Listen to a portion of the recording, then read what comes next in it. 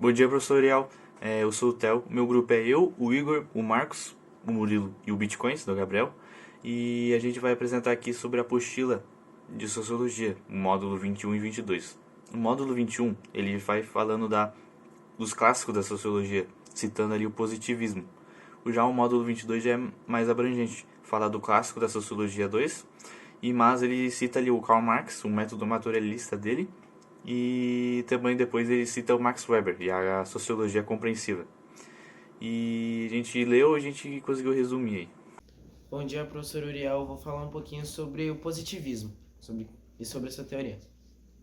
Sidório Augusto ele foi um pioneiro do positivismo. Ele falava que a teoria filosófica ela só podia ser validada com experiência sensorial, ou seja, todo conhecimento deveria ser comprovado e testado, assim em diante. De acordo com esse método, para estudar a sociedade, a gente precisava de observação, experimentação e comparação, diferentemente do especulativo, assim como eu falei ali em cima. Conte, ele também dividiu a sociologia em duas partes, que era a estática social, que era estudo que abordava as condições da sociedade, que tinha como principal fundamento a ordem, estabelecida de acordo com as leis da natureza, era tudo em base nisso.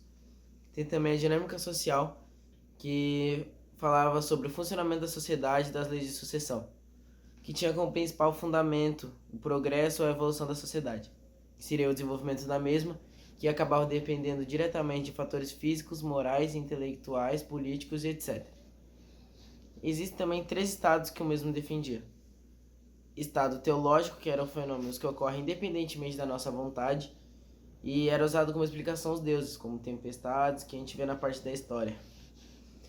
Tem também metafísico, que elimina o quesito deuses e passa a aceitar os conceitos metafísicos como explicação. Tem também o positivista, que procura analisar os fatores diante dos problemas e visualizá-los como realmente são, de uma modo mais realista de como as coisas têm que ser, de aceitação. Ele também, pensou bastante para relacionar esses estados, ele relacionou com uma fase do crescimento, partindo da criança, que estava na parte teológica, adolescente na metafísica e o adulto no positivista. É isso, valeu, professor, nós. Bom dia, professor. Hoje eu vou falar um pouquinho sobre Emile Durkheim e o fato social. Emile Durkheim ele era um estudante da sociedade, ele nasceu na França e ele buscava entender a fundo algo que futuramente ele daria o nome de fato social. Fato social ele é um comportamento, uma forma de agir, de pensar, de sentir e que os indivíduos sentem dentro da sociedade. Ou seja, é aquilo que a sociedade entende como habitual. Emile Durkheim ele trouxe três vertentes dessa tese principal dele. A primeira é a coercividade, a exterioridade e a generalidade. Na coercividade, ele explica que é quando um fator social existe nele uma pressão para executar uma ação. Ou seja, pode ser por leis, por tradições culturais, e se caso não forem cumpridas, podem, podem acarretar em punições ou isolamento do grupo, caso não respeite o fato social. A exterioridade, ela, ela é vista em prática quando se configura uma realização de um ato que fazemos apenas porque vimos outra pessoa fazer. Ou alguma coisa de fora que ensinou a gente a fazer isso, mas no geral é algo que não vem de dentro da gente, não é uma vontade do indivíduo da sociedade. Pode ser por conta da criação,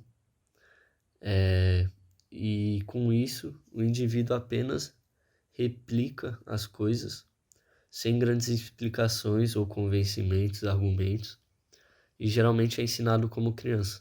Um exemplo disso é a língua que a gente usa. A gente simplesmente é algo que veio por fora e a gente replica sai replicando, porque é o que nos foi ensinado, é o que foi oferecido pra gente quando criança.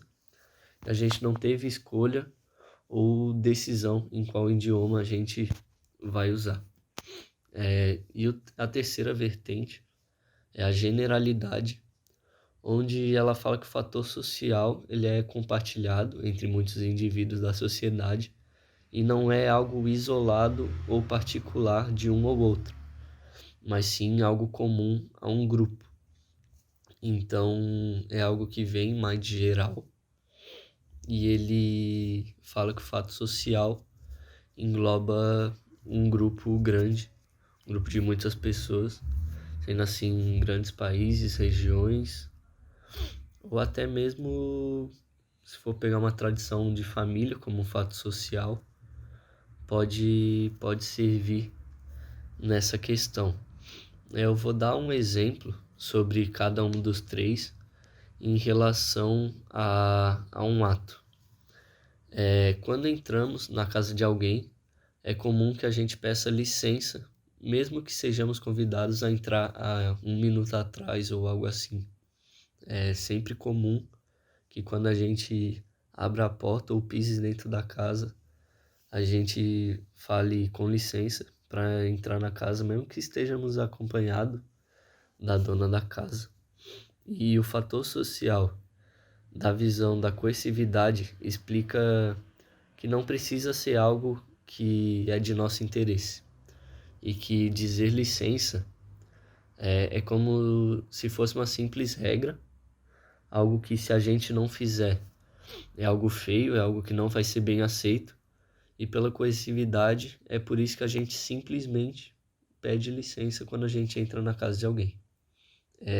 A exterioridade ela já vai seguir uma linha de que a gente pede desculpa porque é algo que foi ensinado pra gente. Ela vai explicar que é algo que ou a gente ouviu, ou seja, ou a nossa mãe, nosso pai ensinou isso, ou é algo que a gente viu e a gente entendeu como uma cultura, como uma prática que a gente deve replicar.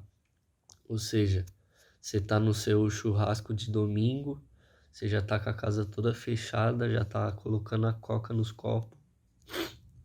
Só que aí chega a sua tia.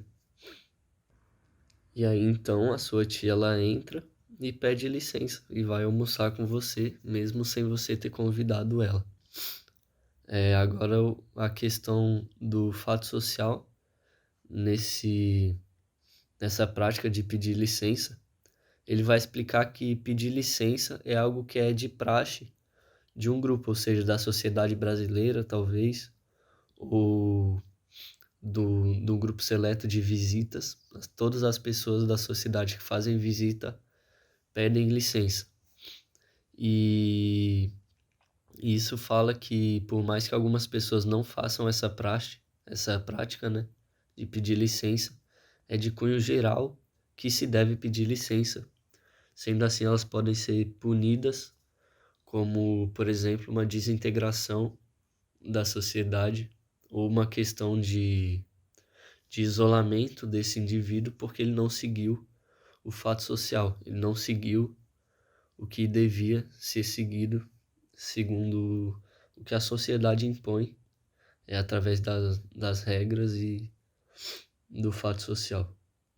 Karl Marx foi um filósofo, economista, teórico alemão do século XIX.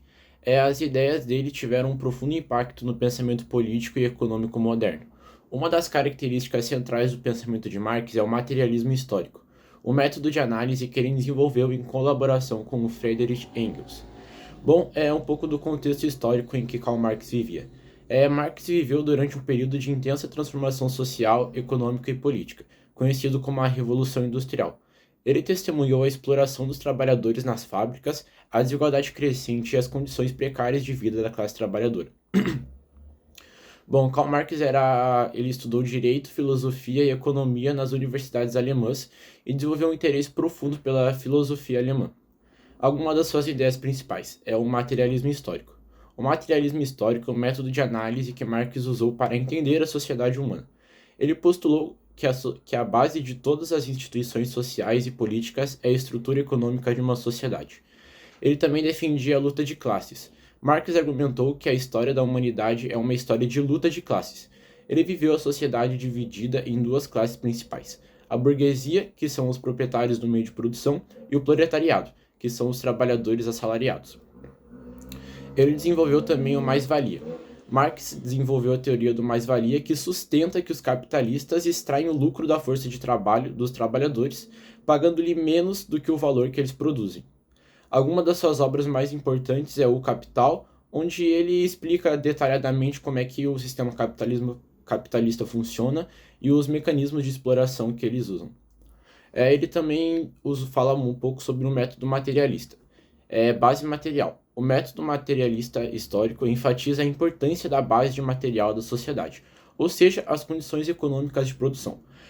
Marx argumentava que a estrutura econômica de uma sociedade determina em grande parte suas instituições sociais, políticas e econômicas. Mudança histórica. O método materialista histórico também enfatiza a mudança histórica. Marx via a história como uma sucessão de modos de produção, como o feudalismo e o capitalismo, cada um com as suas próprias contradições e conflitos internos. Ele também falava um pouco, sobre o conflito de classes. Uma parte fundamental do método materialista é o reconhecimento do conflito de classes, como motor da mudança social. Marx acreditava que a luta de classes entre a classe trabalhadora e a burguesia eventualmente levaria à revolução do proletariado e à transição para o comunismo, onde a propriedade privada dos meios de produção seria abolida. Bom, em resumo, Karl Marx foi um pensador importante cujas ideias revolucionaram a teoria social e econômica. Seu método materialista histórico é uma abordagem que enfatiza a importância da base material e do conflito de classes na compreensão da sociedade humana e de evolução ao longo da história. Suas ideias continuam a ser debatidas e influenciam muitos campos acadêmicos e políticos até hoje. Então, professor, esse foi nosso trabalho. Espero que você tenha gostado aí. Foi o conteúdo era muito grande. A gente tentou resumir o máximo ali, compactar o máximo, mas foi nisso aí. Espero que você tenha gostado aí e até a próxima.